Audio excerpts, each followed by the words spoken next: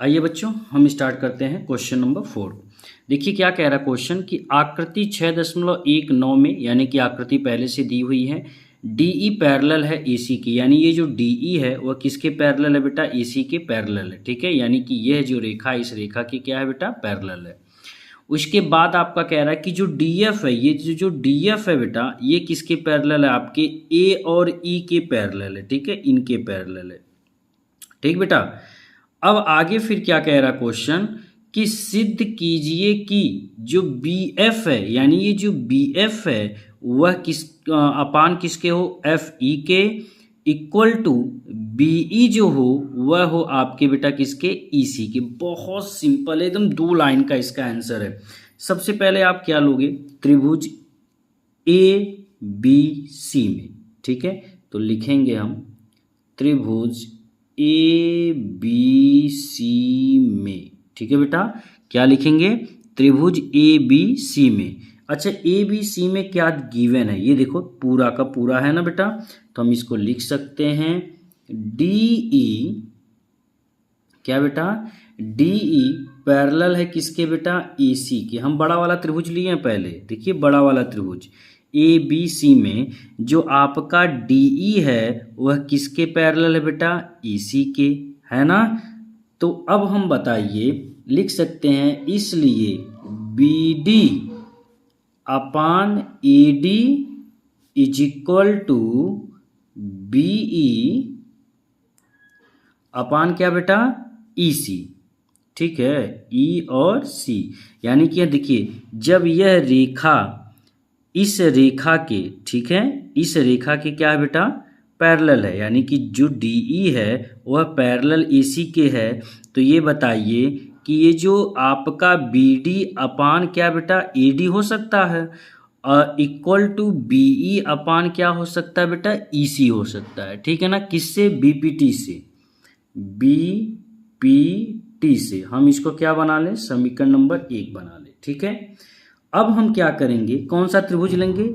त्रिभुज हम लेंगे ABE में। किस में लेंगे? त्रिभुज ABE में।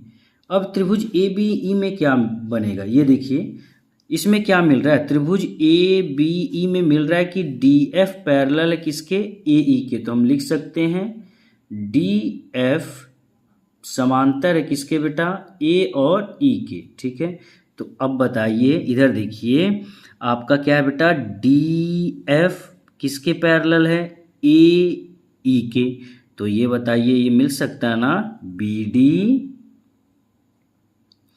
अपान AD, यानी कि ये BD अपान बेटा AD इज इक्वल टू, अब इसमें क्या मिलेगा? BF अपान बेटा FE। ठीक है, इसको हम क्या बना लें? समीकरण नंबर 2, वो भी किससे? BPT से। ये भी हो गया क्लियर? क्लियर ना।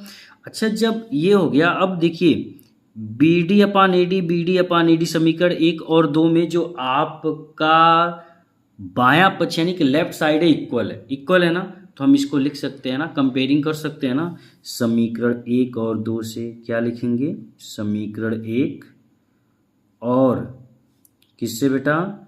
समीकरण 2 से। क्या मिलेगा बेटा? ये मिलेगा आपका BE upon EC is equal to BE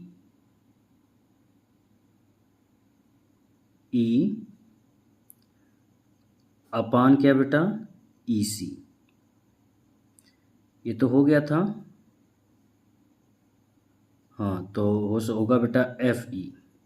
क्या होगा? FE, यानी कि BF अपान FE। यहाँ पे F होगा बेटा, F है, ये F है। ठीक है बेटा, ये क्या है? F है। यही हमें क्या करना था बेटा?